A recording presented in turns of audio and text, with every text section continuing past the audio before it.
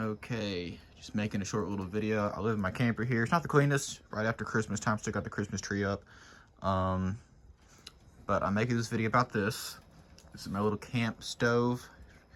They call it a tent stove, but I put it in the camper because why not? I prefer to use fire instead of any other way. Propane's kind of expensive.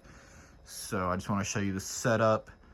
This is how I have it right now. This isn't the best setup ever, but this is what I came up with on my own.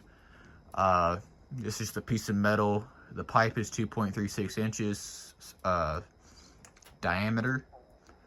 So I drilled a hole in that piece of metal, used this ceramic blanket to line it with. This is all ceramic blanket that's fire resistant, fire retardant. It won't catch fire. So I lined the walls with it. Right here, it's nice and warm. And on the other side of the wall, it's cold. So that's great. And so it's great for that. I have a piece of tile on the floor also to protect the floor. And it's nice and warm now, so that'll actually hold heat for a little while.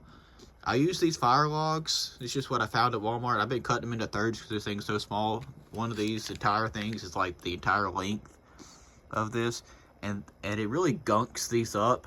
So if you can, try not to use these. I'm going to use them because I have them now at this point. But if you're good at starting fires, try not to use these because they gunk up the windows. You can't see anything.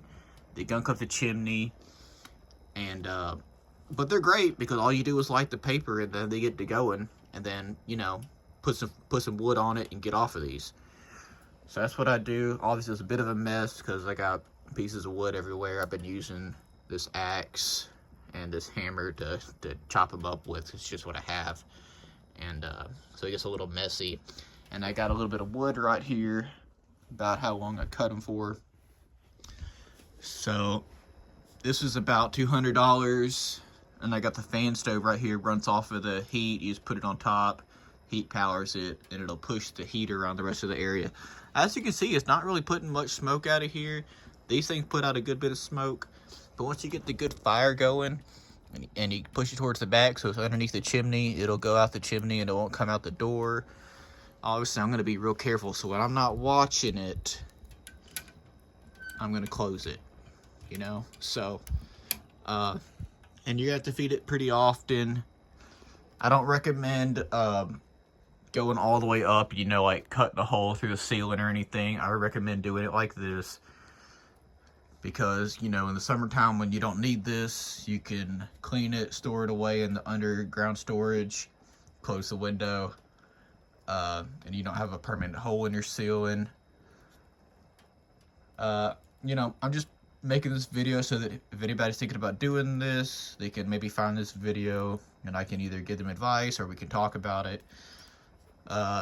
So yeah, I'm really enjoying it. It keeps it nice and warm. I've had some problems keeping the fire going in the past.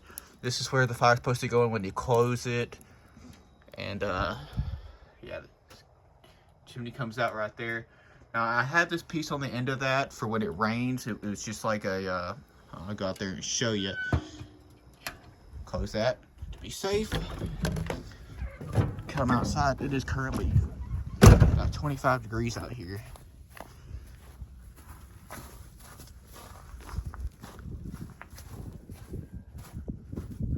So I have this on the end of it sometimes, but that gunky stuff from the starter logs gunks up all these holes, and then it can't breathe. So if you have one of these on, I drilled some more holes in it, but I just decided to take it off because it was only breathing out of these 3 holes, which makes the fire go out. So obviously the fire needs to be able to exhale.